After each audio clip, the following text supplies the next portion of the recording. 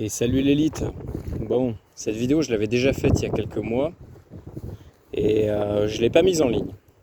Et je pense qu'aujourd'hui c'est vraiment le moment opportun pour la refaire, par rapport à ce qui vient de se passer et ce qui va se passer dans les prochains mois, hein. J'ai pas besoin de le rappeler, hein. C'est pas besoin d'exciter l'algorithme YouTube.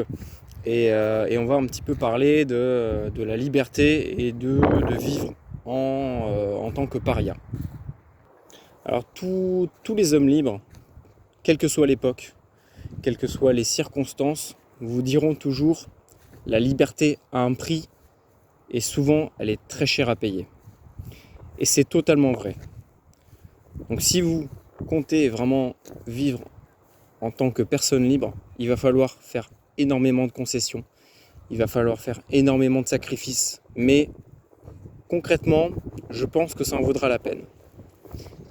Et en tout cas, moi je suis prêt à faire ces sacrifices-là pour gagner ma liberté. Puisqu'aujourd'hui, on perd nos libertés, on a perdu notre liberté, on est enchaîné dans cette société et, et on doit réapprendre à vivre en liberté, à se libérer en fait de toutes nos chaînes, que ça soit qu'elles soient sociales, psychologiques, morales, etc.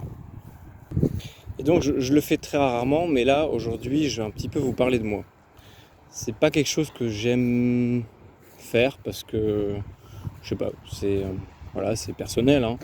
Mais je pense que ça pourra sûrement, je suis désolé, il y a beaucoup de vent en ce moment, mais je pense que ça pourra vous aider un petit peu à, à peut-être vous retrouver dans certaines choses que j'ai pu vivre pour mieux comprendre mon approche et comment je suis devenu la personne que je suis aujourd'hui. Je pense que j'ai encore beaucoup de travail à faire pour me libérer de encore plein de choses, mais il faut un début à tout. Et ce processus-là, je pense que je l'ai commencé vraiment très très jeune, sans vraiment le vouloir en fait. C'était surtout, comment dire, c'était un ressenti, c'est-à-dire que voilà, Canal 313, CT 103.5. il y a la balise du perroquet Occitanie. Et donc très très jeune, je me sentais déjà, je sentais que j'étais un gosse, vous voyez, différent. C'est-à-dire que rien qu'à la maternelle, voilà, je me comportais pas comme les autres, j'étais plutôt un peu en retrait par rapport aux gens, un peu introverti, mais pas, comment dire, introverti dans le sens, je sais pas comment expliquer. C'est-à-dire que j'avais une fâcheuse tendance à rester en retrait des gens et à beaucoup analyser en fait les comportements sociaux, les interactions en fait, les interactions humaines, pour déjà comprendre en fait comment ça fonctionnait, puisque le milieu de l'école c'est un milieu un peu particulier, hein, surtout lors de la primaire, collège, lycée. Et donc je suis désolé, je vais marcher en reculons, les gens vont me prendre pour un taré, mais au moins il n'y aura pas de vent. Et donc très très jeune, je me suis retrouvé à commencer à analyser les comportements enfin voilà, les comportements des uns avec les autres, donc les élèves entre eux, des profs avec les élèves, des élèves avec les profs, etc.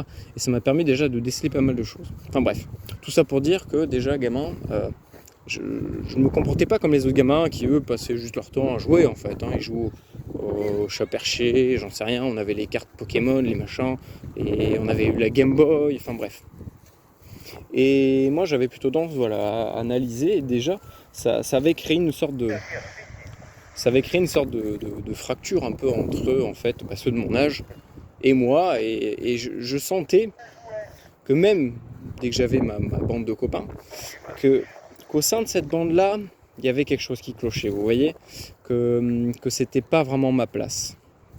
Et, euh, et ça m'a fait ça en fait durant toute ma vie, c'est-à-dire que j'ai fréquenté plein de milieux différents, et à chaque fois, même si c'était des milieux un peu avec des gens, on va dire un peu pas anormaux, mais oui, si on peut le dire. Qu'est-ce que la normalité? C'est pareil, on pourrait débattre là-dessus. Qu'est-ce qui définit la normalité?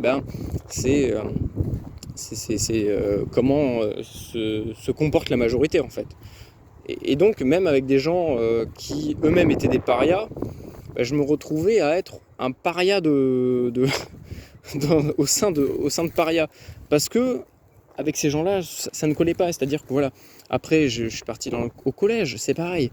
Au collège, eh ben, je sentais un décalage et voilà, j'essayais de me trouver comme n'importe quel gamin, donc j'essayais de m'habiller à la mode, d'écouter les musiques qui étaient à la mode, etc. Mais encore une fois, je sentais au fond de moi que ça n'allait pas.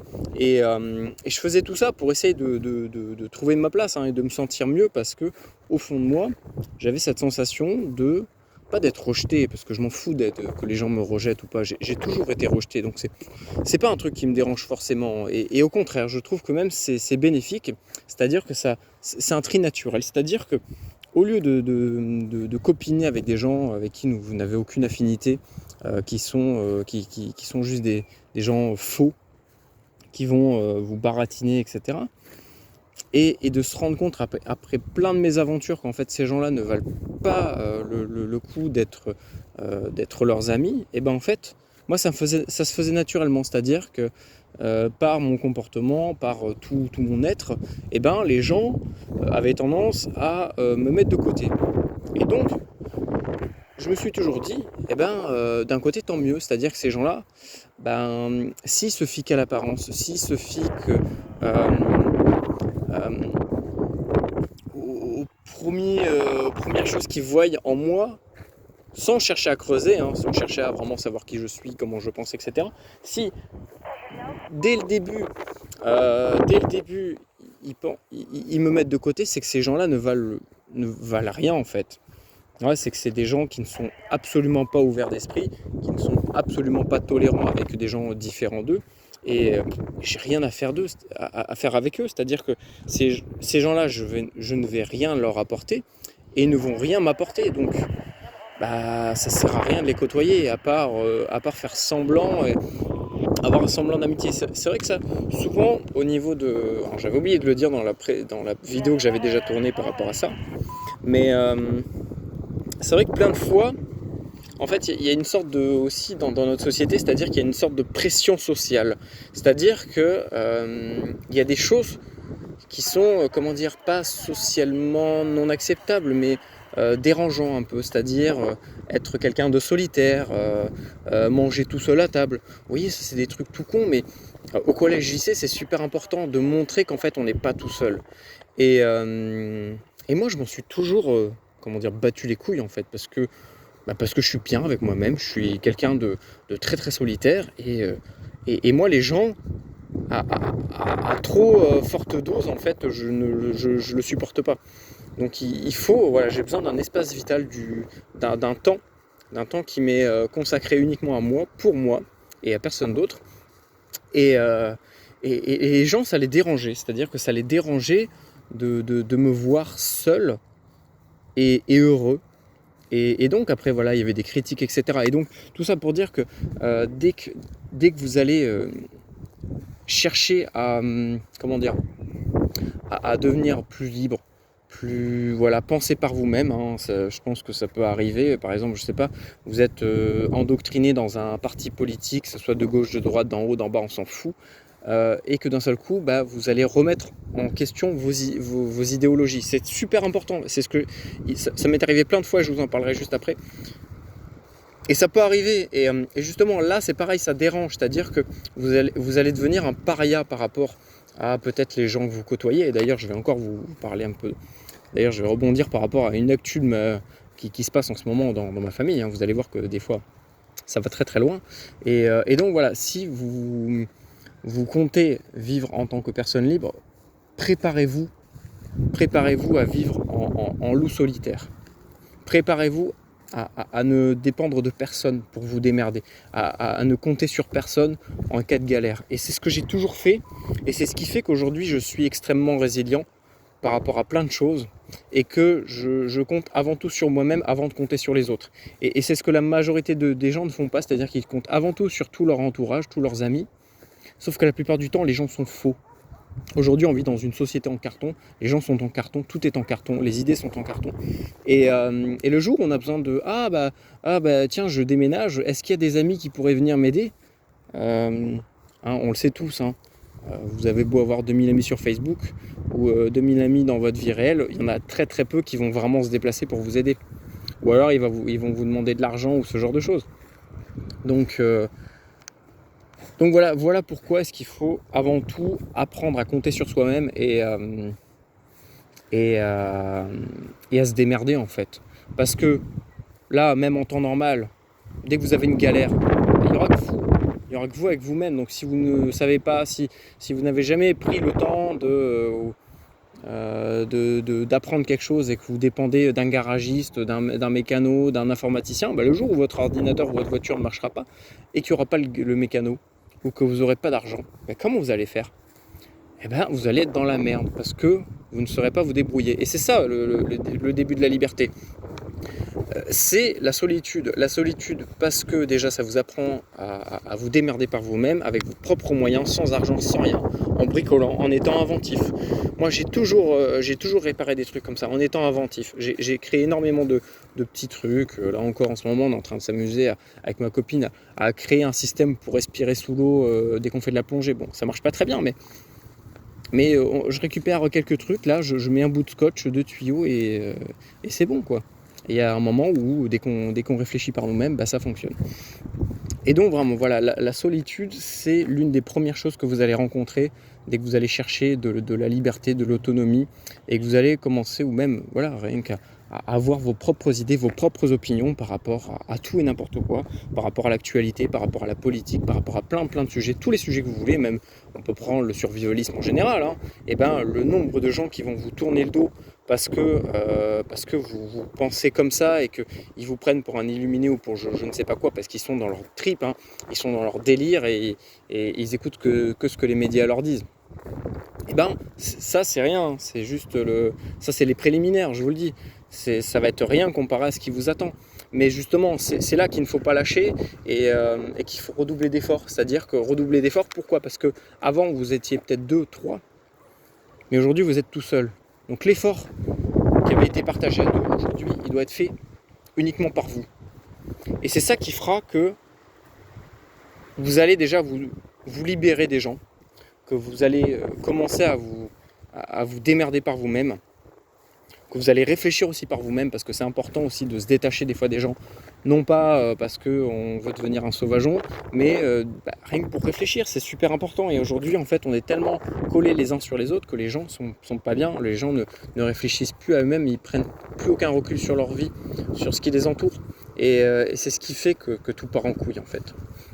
Et donc voilà, après le primaire, voilà, il y a eu le collège. Et donc, il y a un moment donné dans ma vie, je pense que le collège, ça a vraiment été une période, où il y a eu un palier de franchi. Et on va tous l'avoir, on a tous plusieurs des paliers dans notre vie par rapport à plein de déclics. Voilà, c'était ça que je cherchais, un déclic.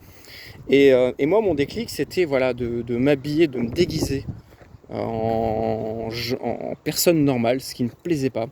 Et à un moment donné, je me suis dit, mais non, en fait, je me suis remis en question, je me suis dit, mais en fait, vous savez, j'avais une sensation bizarre le matin dès que je me levais, que je m'habillais, que je me déguisais, pour moi c'est un déguisement, je sentais qu'il y avait quelque chose qui clochait. Et à un moment donné, je me suis dit, mais allez tous vous faire foutre, vraiment, je vous en avais déjà parlé de comment être résilient face aux gens, il faut en avoir rien à foutre des gens. Les gens, vous allez en croiser des centaines, des milliers, il y a plein de gens que vous côtoyez aujourd'hui, qui peut-être demain, votre chemin va se séparer, mais c'est justement ça, c'est ça la vie en fait.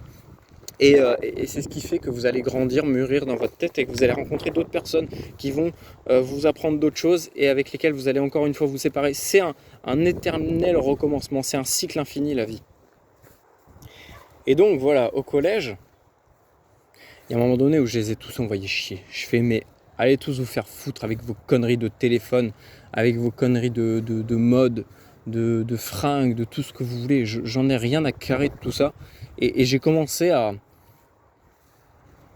Puis aussi parce qu'il y avait, je pense que c'était par rapport à mon redoublement, parce que en fait, j'ai un très gros souci au niveau de l'apprentissage, c'est-à-dire que j'ai une mémoire sélective et si les choses ne m'intéressent pas, mon cerveau ne les retiendra pas, tout simplement.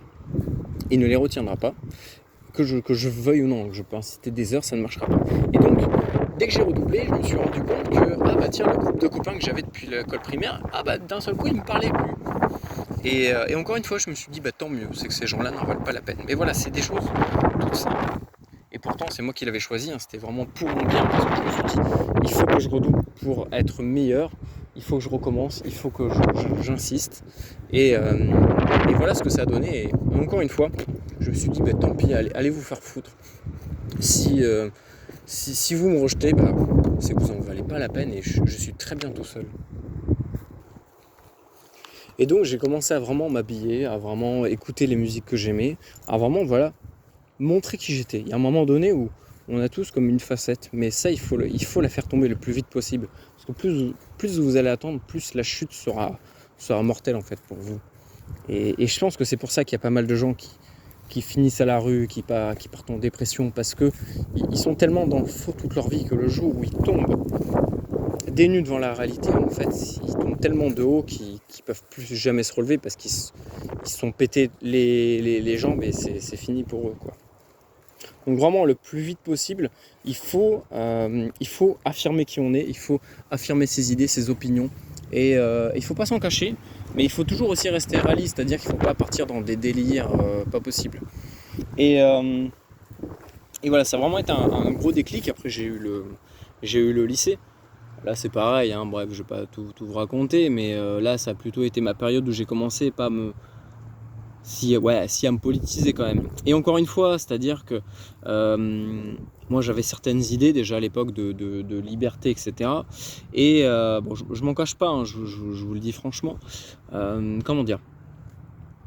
Bon, au niveau de ma famille, c'était très compliqué, c'est-à-dire que mon père, on va dire que c'est un être à part, hein. C'est quelqu'un qui est déjà un marginal, ça se dit comme ça, un marginal presque de naissance, quoi. Voilà, donc au niveau de ma famille, c'est quelque chose qui est déjà relativement pas normal, mais presque.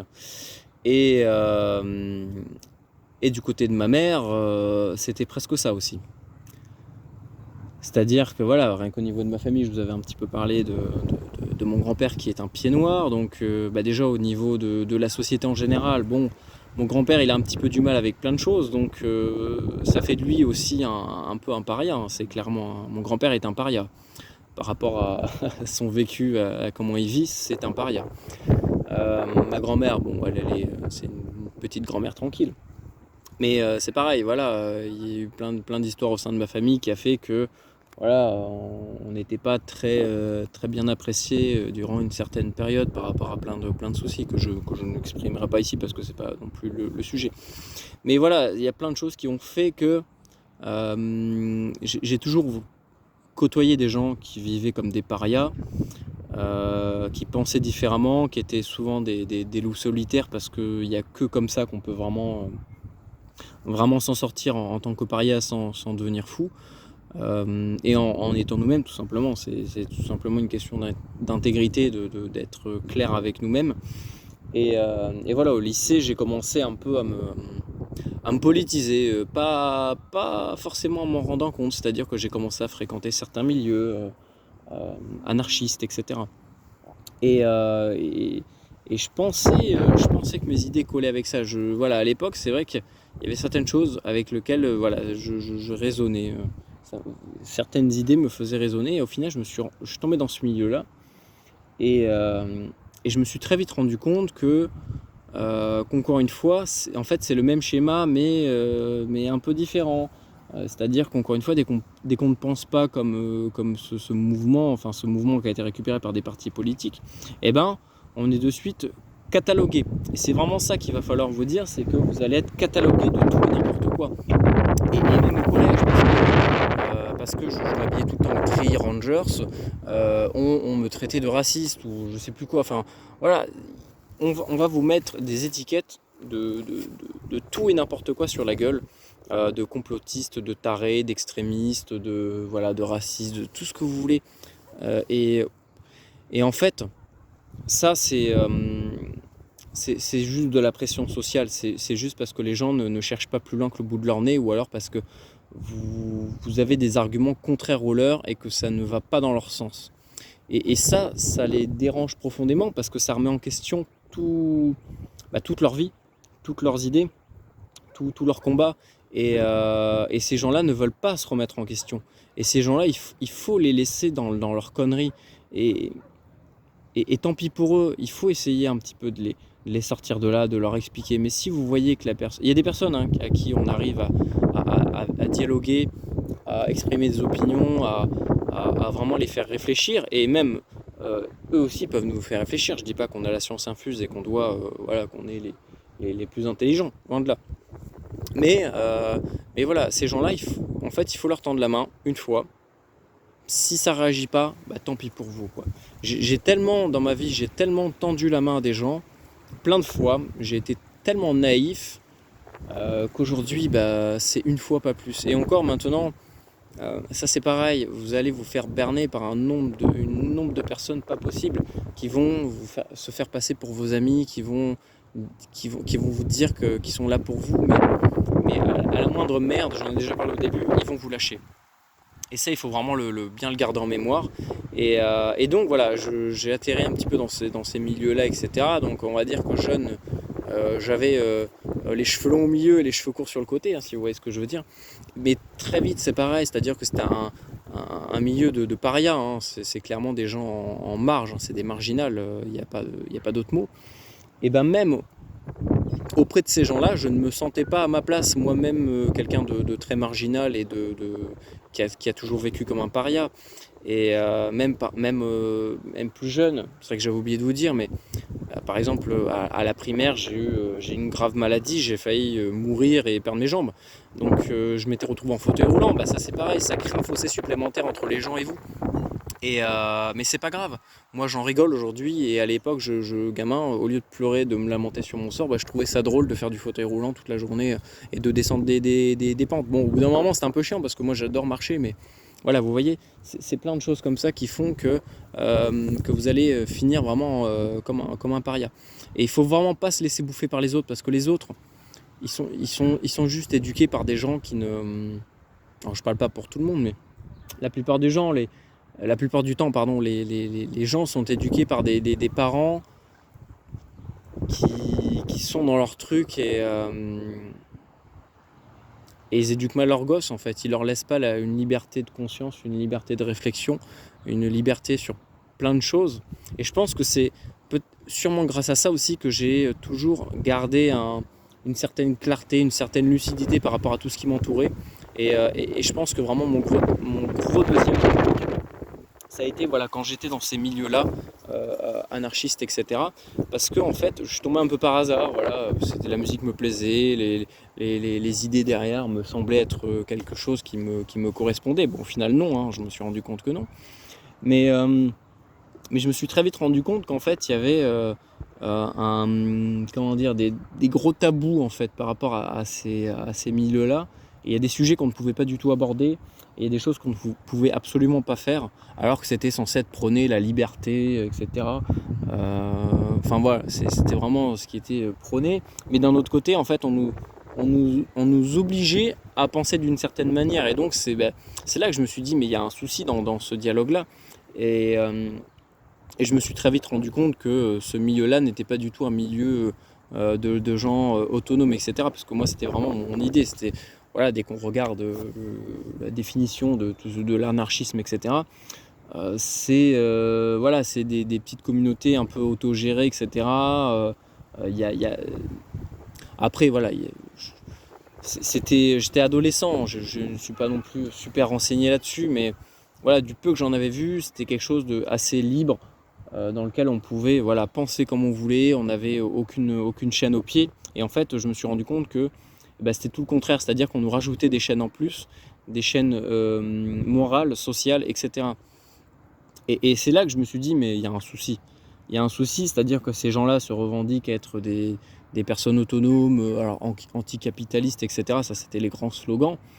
Alors c'était des trucs tout con, mais moi ça me faisait pas mal glousser, c'est-à-dire que durant les concerts, tiens, bizarrement on est anticapitaliste mais il y a du Coca-Cola dans les frigos, on sert de la Heineken, Heineken quand même c'est pas mal capitaliste les gars, hein.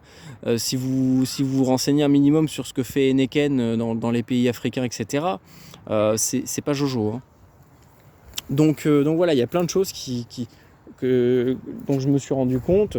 Moi, je suis quelqu'un qui a j'ai toujours été le plus ouvert possible aux autres. J'adore découvrir des nouvelles perspectives, voilà, des visions, enfin pas des visions, mais des manières de voir les choses, etc. Parce que je trouve ça enrichissant, puis ça me permet moi aussi d'évoluer dans ma propre vie. Et je me suis rendu compte que voilà, en étant dans ce milieu-là, en côtoyant ces gens-là, en fait, tu ne pouvais pas parler à certaines catégories de personnes. C'est-à-dire que les soi-disant ennemis de l'extrême droite ultra radicale, super saiyan et machin truc bidule, hein, et bien ceux-là, il fallait pas leur parler. Parce que si tu leur parles, si tu les côtoies, tu es forcément avec eux, donc tu soutiens, donc nanani, donc nanana. Non. Et moi, très vite, ça a été clair. C'est-à-dire qu'au début, je suis un peu parti dans ce trip-là en me disant ouais, de toute façon, c'est que des cons, c'est que des racistes. Alors que c'est ça qui est bluffant. C'est-à-dire que j'ai toujours été un patriotique. Un patriote, pardon. Un patriotique. J'ai toujours été un patriote. Et durant cette période-là, en fait, je me suis mis sans m'en rendre compte, à détester les gens qui étaient patriotes, tout simplement. Je parle pas de gens qui sont d'ultra-droite ou de je sais pas quoi, rien que patriotes. Et ben, je commençais à avoir la haine envers ces gens-là, et je me suis très vite remis en question. Je me dis, mais qu'est-ce que je suis en train de faire là ? C'est quoi ce bordel ? Genre, moi je l'aime mon pays, pourquoi est-ce que je renierais ça ? Juste pour faire comme les autres, juste pour faire partie de ce mouvement dans lequel je ne me retrouve même pas. Non, c'est pas intéressant, et donc j'ai très vite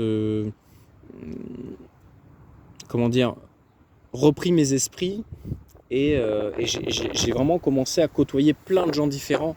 C'est-à-dire qu'après voilà, la période où j'avais les cheveux longs au milieu et courts sur les côtés, j'avais plus de cheveux du tout quasiment, voilà, si vous voyez ce que je veux dire. Encore une fois, l'algo YouTube, je suis obligé de dire ça parce que sinon ça va chier.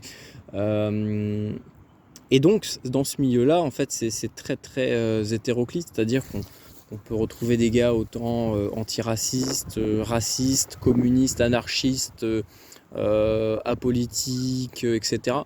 Et je me suis mis vraiment à côtoyer plein de gens différents qui pensaient complètement différemment de moi et d'autres personnes que je côtoyais. Et ça m'a vraiment permis de prendre du recul, de m'éloigner et de vraiment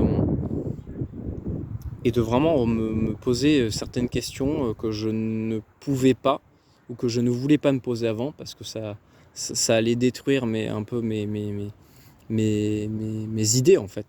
Voilà, ça allait à l'inverse de mes idées. Et il y a un moment donné où je me suis dit non, il faut que je découvre comment les autres pensent, et que je discute avec eux, et que je débatte, parce que c'est super important. Et de là, j'ai commencé à côtoyer plein de gens différents, de plein de milieux différents. Et vraiment, c'était super enrichissant dans les deux sens. Je dis pas que tous les gens sont bons, hein, loin de là. C'est-à-dire que voilà, j'ai même étudié dans des lycées pourris, mais vraiment pourris, où c'était la ZUP, hein, c'était que de la racaille.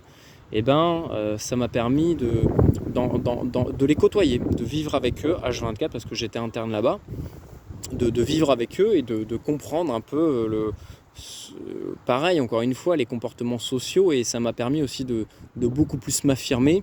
Et pourtant j'étais tout seul, c'est-à-dire que tout le monde fonctionnait en bande pour se protéger, et moi j'étais l'un des seuls qui était un loup solitaire, mais je ne me laissais pas marcher dessus. C'était œil pour œil, dent pour dent. Et au début, c'était pareil, on m'a mis de côté, on m'a traité, on m'a mis des étiquettes de tous les noms possibles et imaginables. Mais c'est pas grave, ça m'a pas, c'est pas pour autant que je me suis fermé au niveau de l'esprit, et que j'ai dit tout le monde est des cons. C'est-à-dire que dans des gens avec la première impression enfin voilà, leur apparence, jamais je me serais dit que j'aurais pu être ami avec eux, et que j'aurais pu discuter, que j'aurais pu m'entendre.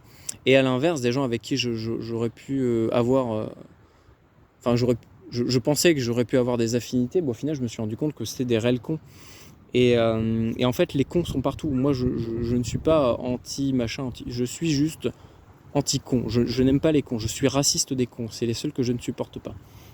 Et encore une fois, ça m'a permis de vivre 2 ans avec une réelle liberté, c'est-à-dire que je côtoyais tout le monde, voilà, et il n'y avait aucun souci. Ça m'a permis aussi de voir le mauvais côté.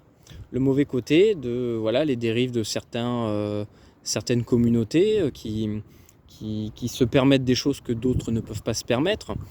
Et là-dessus, j'ai toujours été clair par rapport à mes opinions. Mais encore une fois, ça m'a valu d'avoir des étiquettes sur la gueule et on me visait en premier. C'est-à-dire que dès qu'il y avait un souci, dès qu'il y avait un doute, eh ben c'est moi qui ramassais. Et plusieurs fois, j'ai ramassé pour d'autres personnes, mais c'est pas grave.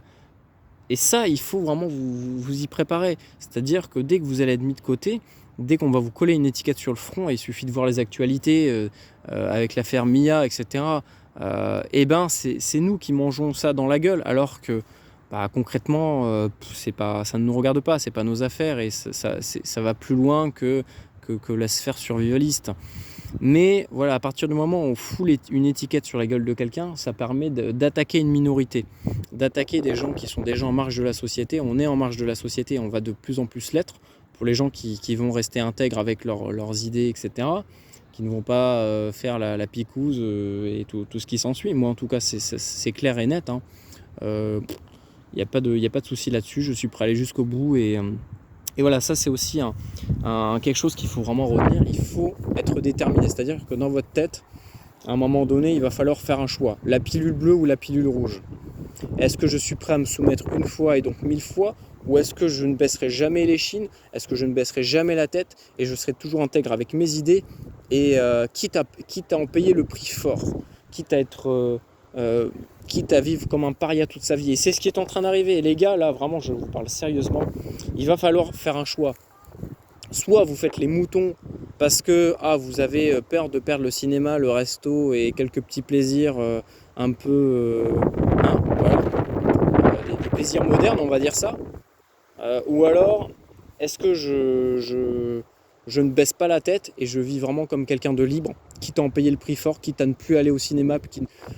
Il y a un moment donné où il faut faire des concessions. C'est-à-dire que dans ma vie, j'ai été prêt, je me suis vraiment questionné là-dessus. Est-ce que je suis prêt? Comment est-ce que je compte vivre? Est-ce que je compte vivre en tant qu'homme libre, quitte à m'en prendre plein la gueule toute ma vie, à être rejeté, à être quelqu'un qui va mourir seul, moi je m'y prépare, il n'y a pas de souci, je suis prêt à mourir tout seul chez moi. De toute façon, on est seul, on meurt seul. Ça c'est un truc, aujourd'hui, les vieux, on les laisse crever dans des mouroirs, et les petits-enfants, ils font la fête à côté. Il n'y a plus aucun respect par rapport à ça déjà, donc préparez-vous à crever seul, vraiment, je suis sérieux, à crever seul, à vivre seul, et à être un rejeté de la société. Et moi, c'est ce que ça m'a toujours fait, c'est-à-dire